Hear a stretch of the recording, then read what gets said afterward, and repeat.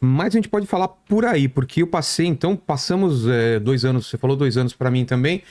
2 anos atrás eu estava no mesmo quadro de ansiedade também, como eu nunca tinha passado. Porque eu já falei com alguns médicos que a ansiedade sempre foi boa pra mim. Eu sou muito ansioso, eu tenho dificuldade de dormir porque à noite eu fico viajando e fico pensando, colocando cenários na minha cabeça, mas isso nunca foi alguma coisa que me impediu de fazer alguma coisa. Pelo contrário, isso me fazia produzir cada vez mais. Mas 2 anos atrás, assim como você, essa ansiedade começou a me parar. Isso tava mais pro lado do medo, pro lado do será que é isso? E não sei o quê, e eu tenho filho, e tá acontecendo tal coisa, e idade e tal. Quando que a ansiedade ela acende um sinal vermelho na gente e até que ponto, se é que tem um ponto bom nela? Como você bem disse, a ansiedade movimenta. É, E no mundo que a gente vive, não ser ansioso eu acho bem difícil, porque tudo movimenta e tudo convida os estímulos que nós temos, os recursos tecnológicos. Então, por mais que você tente ter uma vida zen, dificilmente você vai conseguir sustentar isso na rotina do dia a eu acho dia. que o esforço para ter uma vida zen, eu acho que Sim. até vai trazer mais ansiedade, né? Porque você tem que se isolar de tudo, né? Eu não sei, eu não sei como é a vida de quem está assistindo, mas assim, dificilmente aquilo que se prega, ó, tem uma vida assim, né, no campo e tal, todo mundo consegue ter. E às vezes dá uma espécie de angústia quando você fala, caramba, eu não consigo ter esse tipo de vida dentro do que me cerca, né? Eu tenho Tem uma dois rotina, filhos, eu tenho é. rotina, eu tenho trabalho, eu tenho isso, tenho aquilo. Então, a ansiedade, eu acho que ela vem como algo normal do ser humano. Acho que as ideias, a organização, o ter que fazer, tá, o checklist que a gente tem na nossa vida. Provavelmente começou por causa de sobrevivência mesmo, né? Essa ansiedade. Tipo, se eu passar naquele mato lá, se eu entrar naquela floresta, eu vou morrer? O que que tem lá, né? A gente fala que a ansiedade é como se eu tentasse prever algo que vai acontecer. Prováveis cenários, né? E de alguma forma eu evite o meu se dar mal, né? Então, assim, com um pouco de ansiedade me ajuda a lembrar de pegar o guarda-chuva, um casaco. Um pouco de ansiedade faz com que eu tenha a minha agenda em dia. Agora, quando eu vivo mais no futuro do que no presente, eu me desloco do agora e isso causa em mim a carência. É muito interessante a associação da ansiedade com a carência. Nós estamos num mundo em que as pessoas nunca estiveram tão carentes. Porque nós estamos sempre no movimento de fazer alguma coisa, preocupados no que a gente tem que fazer, de não dar tempo, de não conseguir, e do que eu preciso fazer para aquilo dar certo e tal, a entrega, e eu esqueço do agora, do meu momento. Então, ao invés de eu estar aqui com você, eu tô pensando, mas depois que eu fazer, eu vou conseguir? Ou no passado. Sim, isso. Putz, eu fiz errado, eu não devia ter Que mandado aquele e-mail. Que é a ruminação melancólica. Pois é. Mas quando eu estou inteiramente no agora, eu me nutro do hoje, e isso me ajuda muito no equilíbrio emocional. Agora, quando eu estou excessivamente no futuro, ou então eu fico preso em algum pedaço no passado, facilmente eu desenvolvo um transtorno de ansiedade ou mesmo a depressão. Que pode virar o quê? Um transtorno de ansiedade, Mas uma doença mental. Eu posso desenvolver, por exemplo, primeiro doenças Fisicamente. físicas. Eu posso. Porque assim, as doenças físicas, eu falo que elas podem, através delas, desencadear uma doença psíquica mental ou antes, né? Ou eu começo numa depressão e aí junto as comorbidades. Aí eu tenho enxaqueca, eu tenho gastrite, eu tenho uma coceira que eu não sei de onde vem. Eu falo que o corpo ele sempre dá sinais pra gente dar uma olhadinha e pensar o que tá acontecendo, né? O que será que eu preciso olhar um pouco mais pra mim? Eu falo que nada vem pra te punir. Mas são sempre avisos importantes que a gente precisa ficar atento. Por que será que eu tô com dor de cabeça toda hora? Por que será que essa coceira que não tinha agora não passa? Por que será que eu tô com essa insônia? Né? Então, todos esses sintomas, eles são sinais que alguma coisa está em desequilíbrio. Por isso que eu falo que a terapia, eu sou suspeita, mas eu acho que falar um pouco do que está acontecendo, organizar a nossa vida, é muito importante para a gente ficar mais próximo, mais conectado, mais integrado com o que de fato está acontecendo e o que está nos perturbando. Não tem como a gente não falar da vida com rede social, a vida com celular, né? Que mudou totalmente. Eu sou de uma geração que não tinha isso. Eu também. Que tinha menos ansiedade.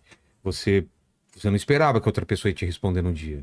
Você nem Ah, nossa, liguei pra uma pessoa, deixei recado com alguém na casa dela, porque era assim que a gente fazia. Vou explicar pra você, Bigoda. Tinha esse aparelho que era ligado num fio na parede. Sim, Você tinha que ir na sua casa ligar pra uma... Você tava afim de uma garota. certo. Você não sabe se ela vai atender. Provavelmente Pode é ser o pai dela. o pai dela. Chama a Marcinha. Quem é que tá falando? Ah, sou do colégio dela. Aí você deixava um recado. Aí você não sabe quando ela vai responder. E se tava tudo bem. E olha, Se ela vai e responder. olha- Se ela vai não, responder. e olha como exigia da gente lidar com muitas coisas, né? Coragem, né? Coragem, lutar por aquilo que Timidez, quer. Porque hoje o que se faz? Ah, não quero mais falar com você, te bloqueio. Bloqueio É excluo. mesmo. É Bloqueio mesmo. excluo. Não tem que lidar, né? O que aconteceu? Cadê aquela pessoa? Sumiu. Tem gente terminando namoro por WhatsApp. Muitas pessoas. Muitas pessoas. Nem chega Sim, cara a sim, cara, né? Sim, que isso me mostra, além da irresponsabilidade afetiva, isso fala de um acovardamento, né? A dificuldade de você entrar em contato e encarar, eu falo fechar a porta que você abriu. É.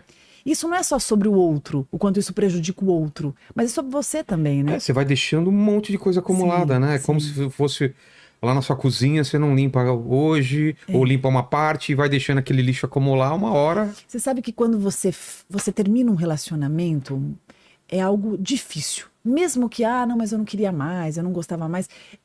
É algo muito. Mesmo quando você termina é difícil, né? Talvez seja até mais. Sim, porque você precisa exigir de si encarar, olhar, ver a frustração no outro, perceber, perdendo de fato o outro ou mesmo machucando a vaidade do outro. Mas, por outro lado, isso te causa um ponto muito positivo na sua autoconfiança. Porque você começa a perceber a força que você tem, a integridade que você tem. É quase que um movimento de fortalecimento do eu mesmo. E as pessoas não estão fechando mais portas. Falávamos aqui antes de entrar, a dificuldade de fechar ciclo. A tecnologia, ela facilita tanto. São tantas janelas abertas ao mesmo tempo. Quando você vê quantas janelas tem no seu celular, tem 98 janelas abertas. Isso é muito simbólico. Quantas portas abrimos e não fechamos? E a tecnologia vai permitindo que isso faça. Mas e na prática? Tudo, né? Antigamente a gente tinha que escolher um disco pra comprar. Hoje em dia você não precisa escolher. Tá tudo lá. A hora que eu quiser, eu ouço. Eu não preciso mais escolher um filme. Tá lá no streaming. Antigamente você ia lá e qual é o filme que eu vou assistir? Então eu vou ter que comprar, vou gastar uma grana, então tem que ser bom. E isso não tem como não impactar o Mas comportamento. então... Isso não tem como não impactar a nossa forma de se perceber o outro. E é tão engraçado que as pessoas falam de relacionamento hoje, que as relações estão líquidas, que os relacionamentos são descartáveis. Por quê? Porque a forma de funcionar na vida, como você acabou de exemplificar, tá tudo muito descartável. Falta... Tudo é um cardápio, né? Isso, falta a atenção plena em algo. Falta o estar inteiro naquilo que se propõe. Isso é o que eu mais Em sinto. tudo, né? No encontro, na conversa. No Você conversa cinema. no cinema. A pessoa tá com o celular ligado no cinema. Assim, tá rolando um filme lá, tem gente assistindo e ele tá com... É óbvio que você não vai ter a mesma experiência. Ué, e no show? Que Show- todo mundo só assiste show agora através Através do próprio celular. Gente, fica ali. E eu falo, quantas vezes você vai assistir esse vídeo? Não Dificilmente você vai não assistir vai. esse vídeo. Mas é uma Mas você preocupação. sabe pra quê que é isso, né? Eu sei. É pra mostrar para as pessoas que ela tá naquele show. Se ela não compartilhar, é como parece se que o não show aconteceu. não tivesse existido. E é como se ela não tivesse estado lá. Olha que loucura. E se ela compartilhar ou ela postar algo e não houver curtidas ou as pessoas não aprovarem aquilo, capaz que ela apague, ela fique mais preocupada em ver o engajamento daquilo. Verdade. Ou apague aquela postagem do que presenciar a oportunidade de assistir o ídolo dela. Mas não é muito diferente do Homem da Caverna que desenhava nas paredes esperando que alguém olhasse aquilo, ou falando, ó, eu tive aqui, eu tô vivo, ou do casal que grava o nome deles num muro. Parece que o ser humano, com essa finitude da gente, sabendo que a gente vai morrer um dia, parece que a gente tá sempre falando, eu existo, eu estive aqui, eu fiz isso, olha o que eu Mas veja, sou. não há qualquer problema em tirar uma foto, não há qualquer problema em fazer o desenho na caverna. O problema é só fazer isso. É estar só isso, se nisso, bastar. ou mais nisso, naquilo que você está vivendo. Ah, isso Isso eu vejo. Hoje tem uma espécie de superficialização e banalização do que há de mais precioso na vida, que, na minha opinião, é o encontro. Sim. O olho no olho. Depois da pandemia que a O gente sentir. percebeu isso, né? É, O quanto fazia falta isso. sim. Mas eu não sei se as pessoas estão entendendo de fato. Eu acho que as pessoas estão procrastinando muita coisa. Como se sempre houvesse tempo. Aí eu deixo pra lá, eu deixo pra depois. O encontro, Aí seu pai o morre, tá próximo. a pessoa termina contigo, você perde um amigo, e aí você não falou o que você tinha que falar, não fechou alguma coisa que devia ser fechada ou abriu, né? Você falou de fechar, mas também tem pessoas que precisam abrir novas portas, né? Que deixaram fechadas e nunca mais abriram, né? Isso é muito interessante, né? Quantas portas que a gente ainda não abriu com o pai, com a mãe, com o filho, Exato, com o parceiro, com uma amiga. Eu fiz questão de fazer isso com meus pais, porque eles são de outra geração. E quem tá assistindo a gente agora pode ter dificuldade com os pais porque eles são de outra geração. E se você não abrir essa porta, dificilmente eles vão abrir. Porta de falar de sentimento, de falar sobre problemas e tudo mais. Meus pais nunca tiveram nunca deram essa abertura pra mim. Nunca meu pai tinha me abraçado e falado eu te amo. Eu que tive que abrir essa porta com ele. E hoje em dia essa porta é aberta, entendeu? E muita gente pode passar por isso jogando a culpa nos pais e não sabendo que ele pode fazer esse caminho também, né? Ou briga por política, ou tá brigado por causa de religião, qualquer coisa, e não fala mais com os pais, com os amigos, com a família. Você conseguiu abraçar os seus pais depois de adulto? Foi isso? Sim, sim. Você não fazia isso? Eu não fazia porque eu não fui ensinado a isso, não existia isso na minha casa. Depois de adulto que eu falei, ué, por que não? Entendeu? E foi bom? Claro que foi. Claro que foi. Porque eu sabia que faltava sem saber que faltava. Só quando eu tive consciência, falar, pô, por que nunca falou? Besteira, né?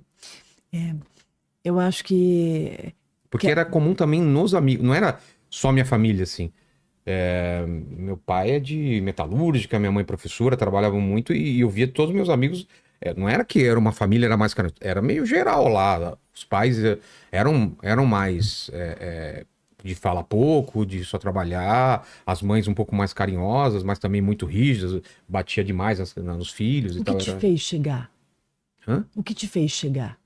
Chegar? O que te fez chegar nele e mobilizar esse abraço, esse afeto? É que eu não consigo não ter um relacionamento superficial com as pessoas que eu gosto. Eu não consigo. Não existe essa possibilidade de eu estar com uma pessoa e falar, pô, eu acho que ela tá triste. E eu falo, por que você tá triste? Vamos conversar. Só que eu não chego por que você tá triste. Antes eu tenho que ter aberto um monte de porta para ela, eu nem precisar perguntar e ela me falar. E as pessoas sempre me procuraram para se abrir. Eu falei, por que meu pai nunca se abriu comigo? Por que minha mãe nunca se abriu comigo? E aí eu fui falar, porque talvez eu não tenha aberto essa porta. E aí eu fui conversar. E aí é coisa de ficar na varanda, falando muito tempo. Você fala de você primeiro, depois pergunta como foi, não sei o quê. É um podcast que você faz com ele, né? E você viu que você falou sobre a paciência da construção? Sim. Do olhar o outro, de respeitar o Mas tempo essa parte mais do legal, outro. né? Mas as pessoas hoje esqueceram disso. É tudo muito rápido. As pessoas não têm paciência, gera ansiedade, elas desistem. Ou muitas vezes elas entendem que ali não é acessível.